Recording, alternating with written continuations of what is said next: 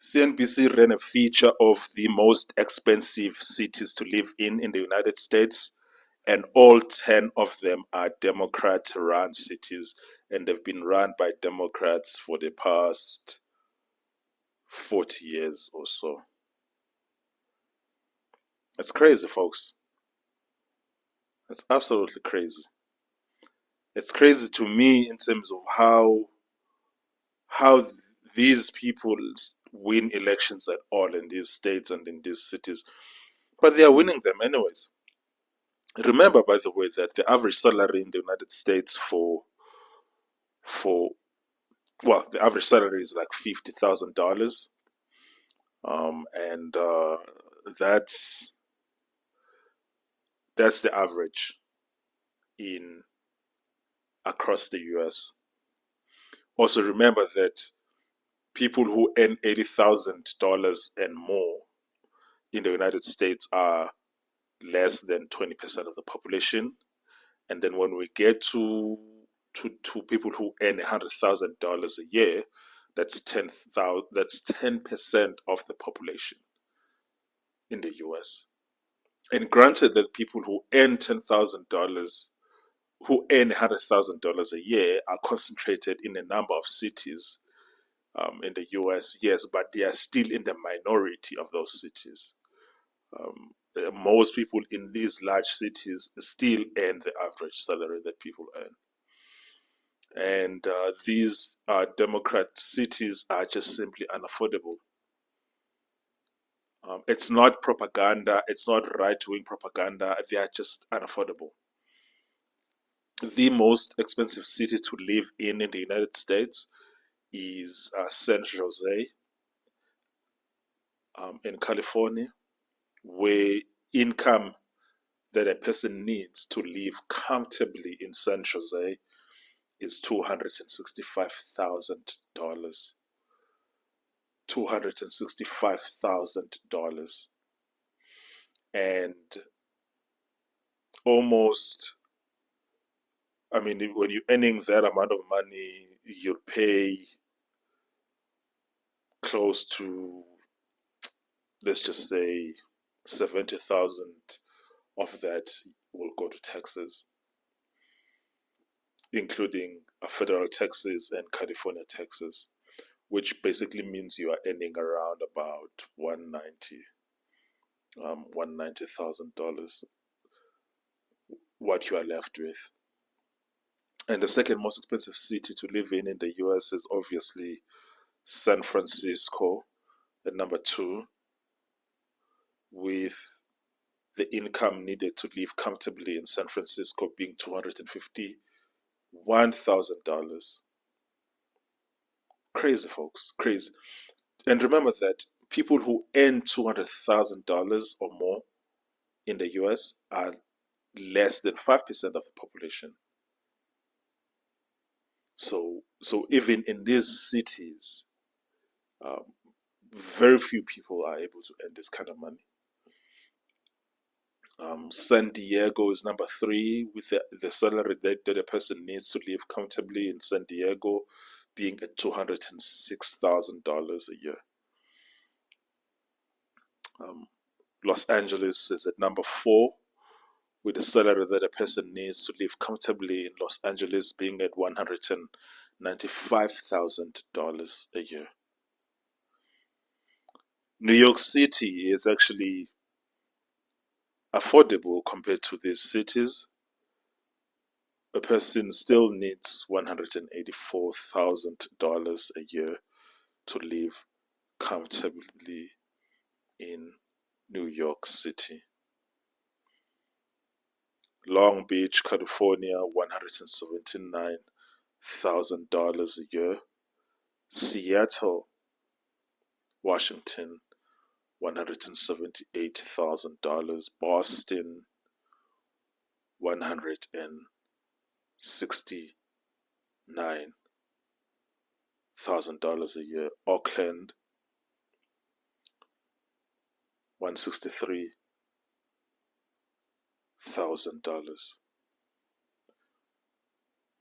Have you noticed, folks, that not a single Because I would particularly consider, um,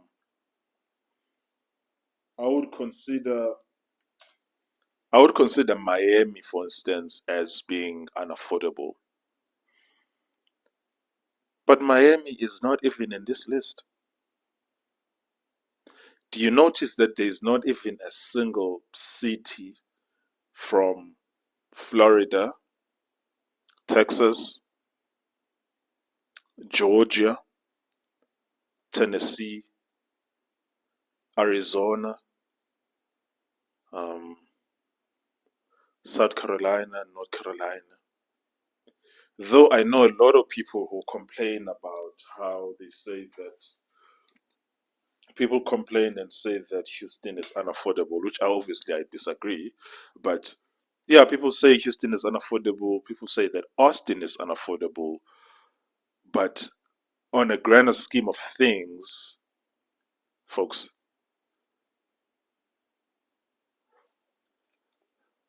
folks, folks. The question then for me is, why would anyone live in any of these cities? Why would anyone live in any of these states? And someone would argue, but there's more, people can earn more money in these states. Okay, maybe. But are you really going to tell me that you can earn more money in Oakland or San Diego or San Jose than you would earn in Houston, Texas? Is that what you're telling me? You're telling me that someone who lives in San Jose or who lives in Oakland and San Diego earns more than someone who lives in Miami, Florida or Jacksonville? Do people really believe that stuff? But also, even if we say that people earn more in these states, the larger states, but those larger states will obviously include Texas, Houston, Dallas, Austin, San Antonio. But the cost of living differential is so large. And even if you say, okay, people earn more in larger cities and larger states, but only 5% of people in all of the United States earn 200,000 rand, excuse me, $200,000 a year or more. 5% or less. 10% or less earn $100,000 a year. So even if you say that people who earn six figures in the US are concentrated in Los Angeles, New York City, Chicago, Houston, and San Francisco, maybe let's just put the Miami, Jacksonville, Washington D.C. You see, but I mean, I'll put Nashville there, and I'll put Charlotte, and I'll also maybe put Dallas and Austin. So these people, which is 10% of the population, by the way, are spread all over these cities. And some of them are in Oklahoma City, by the way. Some of them are in St. Louis. Some of them are in Phoenix, in Albuquerque. Some of them are in Galveston, yours truly. Some of them are in El Paso. Some of them are in Rio Grande Valley. Some of them are in a small little town in Texas that nobody knows about, College Station, um, Katy. Some of them are in Jacksonville, Orlando. And all of these people are paying a lot less than the folks who are in these cities. And not only are they paying a lot less to live there, they are actually able to get ahead in life. They're able to buy a house. They're able to buy a big house. They're able to send their kids to good schools. And if they have a wife who's also earning and their collective income is more than $200,000, they actually, a family that earns $200,000 in Texas gets a much better life than a couple that earns $200,000 in San Jose. That's just a fact. That's really where my problem is. And for me, I ask my question, why do people live in these places? Why do you live there?